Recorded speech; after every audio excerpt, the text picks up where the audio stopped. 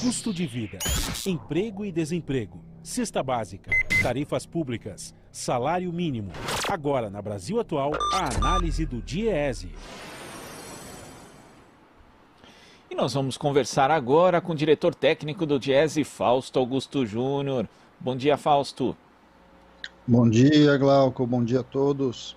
Fausto, o IBGE divulgou dados mostrando que a taxa de sindicalização no Brasil, que ali em meados dos anos 2000 chegou a estar no patamar de 18%, caiu para 11,2% no ano passado.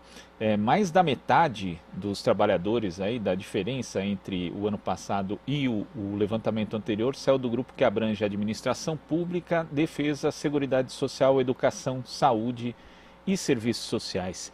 Como é que você vê esses dados, Fausto? Bem, Glauco, a discussão da taxa de sindicalização, agora com o dado que sai do IBGE, ela traz uma série de reflexões. Primeiro, porque, de fato, há uma queda na taxa de sindicalização do conjunto dos trabalhadores. Olhando com mais detalhe, chama a atenção o fato da taxa de sindicalização ter caído, principalmente a partir de 2017 e 2018, ou seja, entre 2017 e 2018 e entre 2018 e 2019, ou seja, o grosso da taxa caiu nesses 2 anos. Chama a atenção, então, que a queda tem a ver diretamente com a reforma trabalhista. Ao mesmo tempo, uma das coisas que a gente percebeu na pesquisa é que caiu tanto no setor privado, ou seja, os trabalhadores com carteira assinada do setor privado, quanto do setor público, o que faz pensar sobre uma série de elementos que podem ter levado à queda dessa taxa. Um deles é, de fato, o que aconteceu a partir da reforma trabalhista e do fim da contribuição obrigatória para os sindicatos, uma vez que a própria pergunta do questionário nos questionava sobre se você é ou não filiado a uma entidade sindical. E muitos trabalhadores entendiam que o seu desconto, o seu desconto obrigatório, era de alguma forma a relação que ele tinha de vinculação com o seu sindicato. Isso ajuda a explicar um pouco a perda da taxa nesse setor, em especial o setor privado. No caso do setor público, a gente está vendo também. É bom lembrar que nesse período a gente assistiu aí à discussão da reforma da Previdência. E a reforma da Previdência levou à aposentadoria de um grande contingente de trabalhadores, em especial no setor público, que de alguma forma, ao antecipar a sua aposentadoria, abriu espaço para a entrada de um novo servidor. E esse novo servidor, muito provavelmente, não se filiou aos sindicatos nesse período. Olhando para o mercado em geral, é óbvio que também a gente vê ali que uma coisa é a perda da taxa, a queda da taxa, outra coisa é a queda bruta, ou seja, o número de trabalhadores filiados a sindicatos que não estão ali na pesquisa. Esse dado tem a ver também com a queda propriamente dita dos trabalhadores formais. Há uma queda grande dos trabalhadores formais entre 2012 e 2019, isso explica, então, uma parte também grande do número absoluto de trabalhadores não sindicalizados, uma vez que cresceu o número de trabalhadores por conta própria, e esses trabalhadores normalmente não têm filiação. Agora, é óbvio que é importante também destacar que neste período a gente vem perdendo de alguma forma essa relação entre o movimento sindical e uma parte dos trabalhadores. A gente viu recentemente a questão da discussão dos aplicativos, a greve dos aplicativos e uma série de coisas que nos coloca em questão sobre como esse novo mundo do trabalho vai se configurando e como as entidades sindicais estão se reestruturando, estão se reorganizando para representar esse novo mundo do trabalho que começa a surgir. Do ponto de vista setorial, a gente viu que a indústria também perdeu uma taxa de sindicalização importante. Isso tem a ver também com a desconstrução da própria indústria no país, e a gente precisa entender que, de certo modo, essa reorganização que tira as grandes empresas, ou seja, o número de trabalhadores por empresa vem diminuindo por conta da tecnologia, de certo modo também interfere nisso, e por outro lado o aumento da terceirização, porque aí a gente tem o quê? A gente tem um conjunto de pequenas empresas, números cada vez menores de trabalhadores por unidade, e aí você tem certamente mais dificuldade para chegar e organizar esse conjunto de trabalhadores. Agora, Fausto, como você falou, a gente tem essa questão da modificação, na reestruturação do mercado de trabalho, tem também ali alterações legislativas importantes né, como a reforma trabalhista, a lei da terceirização, depois decretos regulamentando ali, possibilitando ampliação da terceirização nos serviços públicos, mas desde o governo Temer se aprofundando ainda mais no governo Bolsonaro, a gente tem ataques diretos à própria organização sindical, a práticas sindicais e também aí um não reconhecimento das entidades sindicais, dos sindicatos de uma forma geral, como atores sociais importantes na mesa da negociação de temas que são fundamentais para o país. Isso também acaba pesando, né, Fausto? Não, sem dúvida, Glauco, em especial porque o que a gente assistiu a partir da reforma trabalhista é um movimento em direção à negociação individual, ou seja, cada vez mais a própria legislação incentiva de alguma forma que o trabalhador negocie individualmente com a sua empresa sem a intermediação do sindicato. Esse é um dado de referência, né? Faz diferença nessa discussão, uma vez porque as próprias empresas tendem a um movimento de incentivar esse tipo de coisa. A gente sabe, por outro lado, que essas negociações individuais, na verdade, estão longe de ser negociações.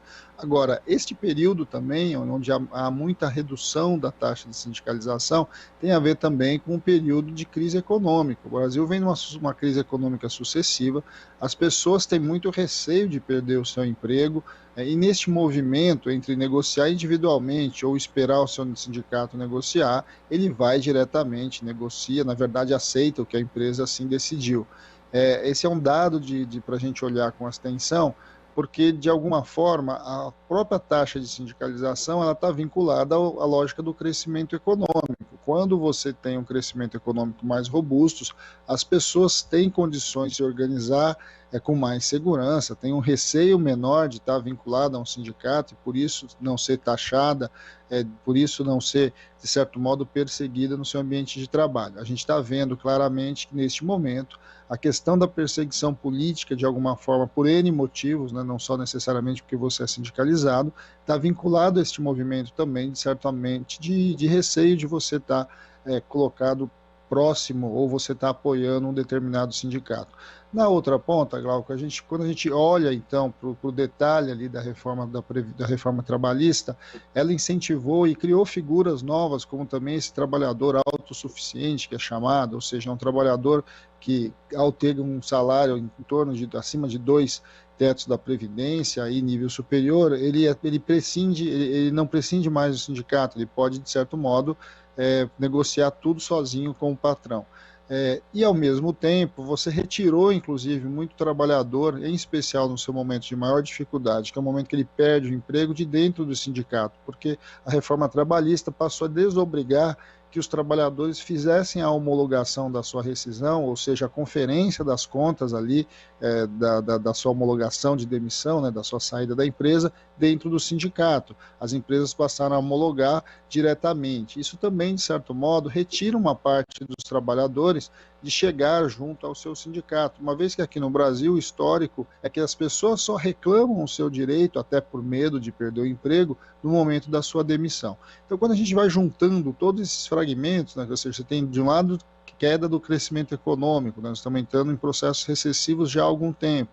De outro lado, você tem uma legislação que incentiva a negociação individual, retira o financiamento do sindicato, amplia a terceirização, no meio de um mercado de trabalho que tem uma alta taxa de rotatividade. Então, antes você simplesmente sai, se aposenta, outros são mandados embora, o novo trabalhador que chega precisa se filiar, o sindicato não consegue alcançá-lo, porque muitas vezes o tempo médio que ele fica na empresa é muito baixo.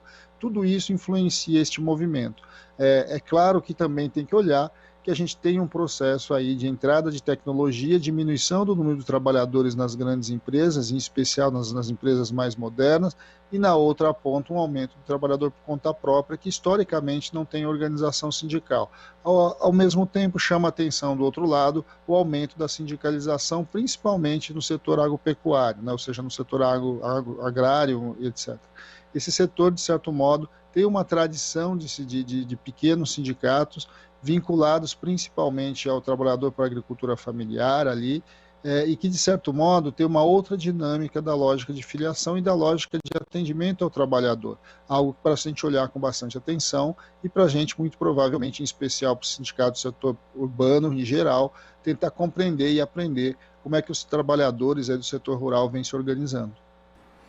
E é interessante, né, quando você destaca essa tradição dos sindicatos rurais no Brasil, a gente lembra que muitas vezes o Chico Mendes é apresentado como ambientalista, mas ele era, antes de tudo, um sindicalista. A sua própria vivência política surgiu dali, né, Fausto?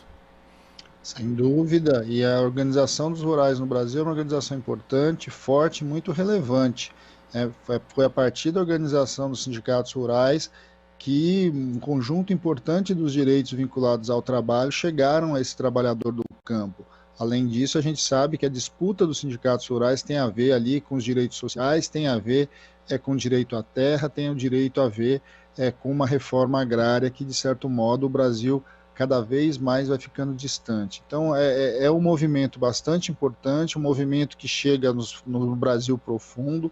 Quando você vai andar por esse país, você vai ver que em cada município vai ter lá um sindicato rural, e esse sindicato vai estar cumprindo um papel fundamental de ajudar para esse trabalhador a atingir, conquistar os seus direitos sociais, e de outro, uma certa assessoria ali para a sua própria vivência cotidiana da sua produção. O Nordeste é muito forte na questão dos sindicatos rurais, o Sul também, são sindicatos inclusive diferentes, mas que de certo modo tem bastante a ensinar ao sindicalismo urbano. Tá certo, Fausto. Muito obrigado pela sua participação no Jornal Brasil Atual e até a próxima. Até a próxima, Glauco. Bom dia a todos novamente. Bom dia.